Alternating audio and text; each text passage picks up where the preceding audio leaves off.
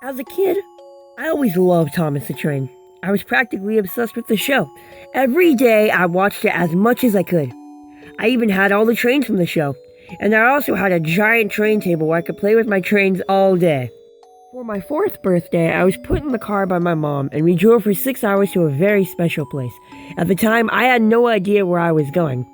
I would always ask my mom where we're going, but she always says it's a surprise. This kind of bummed me out because, well, that day I didn't get as much presents as I normally do on my birthdays. But after 6 hours of driving and periodically stopping for gas, we finally made it to the place.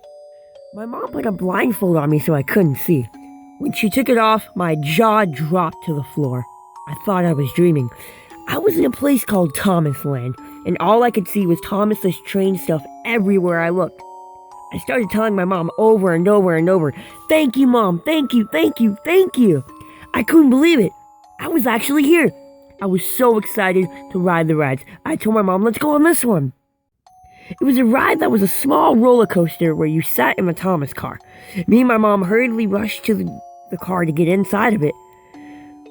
After riding it, I was ecstatic to be there. My mom said, "Come on, honey, we're going to be late." I said, "Late for what, Mommy?" She said, "The meeting with a very special person." I said, "Who is it?" She said, "It's a surprise." After a long walk, we made it to a small courtyard where a man dressed in a black suit yelled, "Happy birthday!" and asked what was my name. I replied, "James." The man said, "Come with me.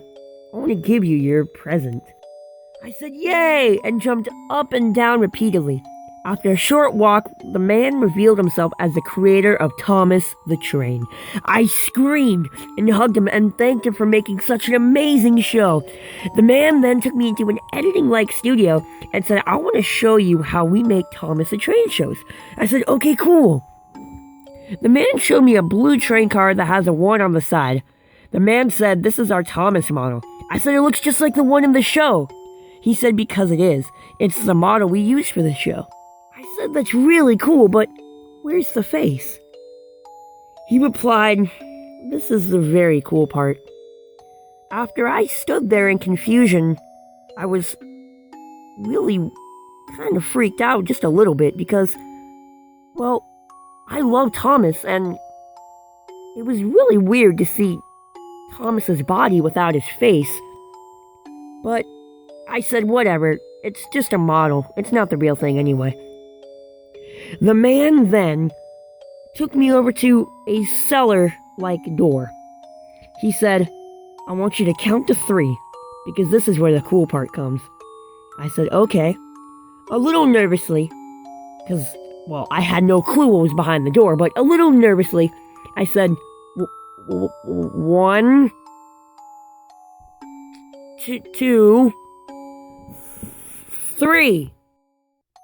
When the man opened the cellar door, to this day, I'm still horrified to try to remember what I saw in there.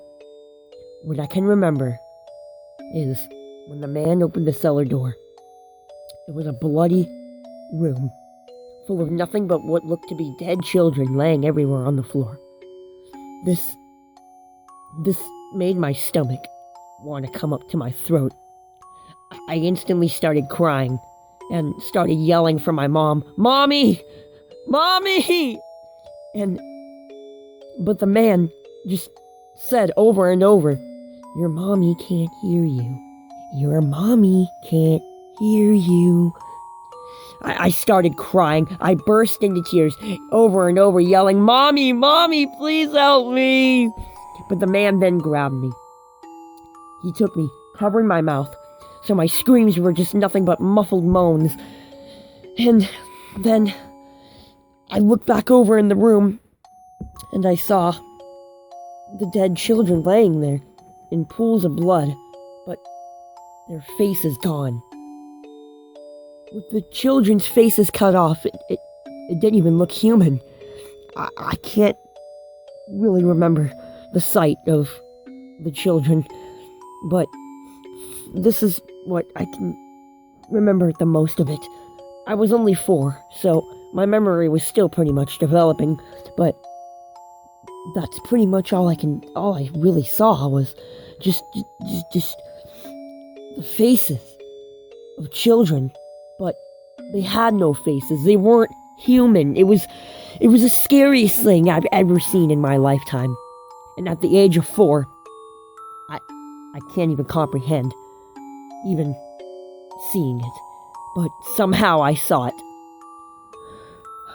But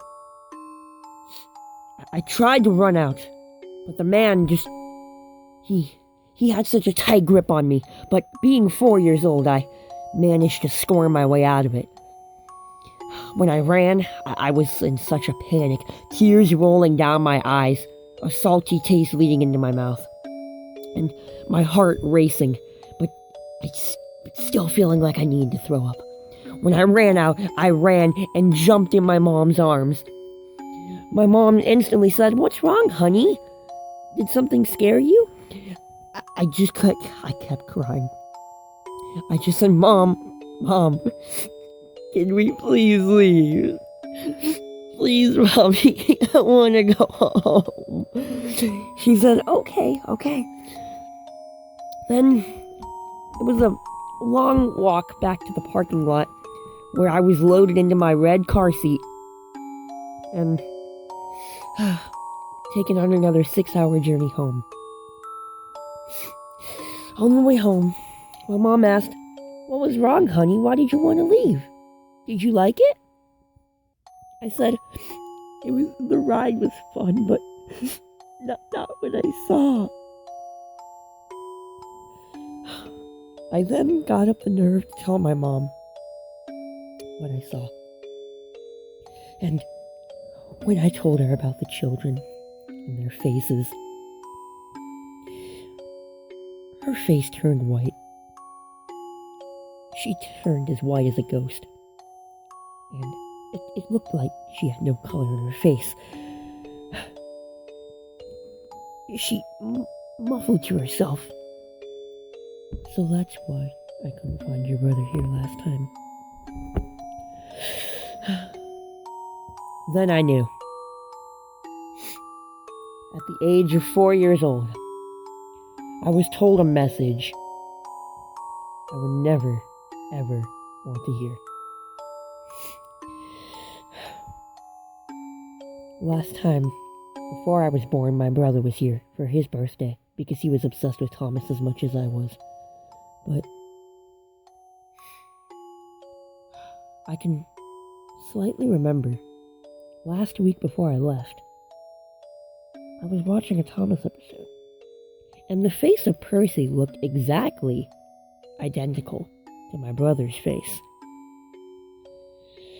But when I thought about the episode I saw last week, it hit me. The man was using the children's faces as the faces of the characters in Thomas.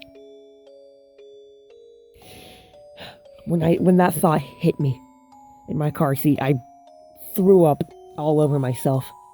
My mom had to pull over and clean up. But to this day, as I've grown up, when I think about it, I still get this sick feeling in my stomach. But I don't think I can see or look at another Thomas thing again.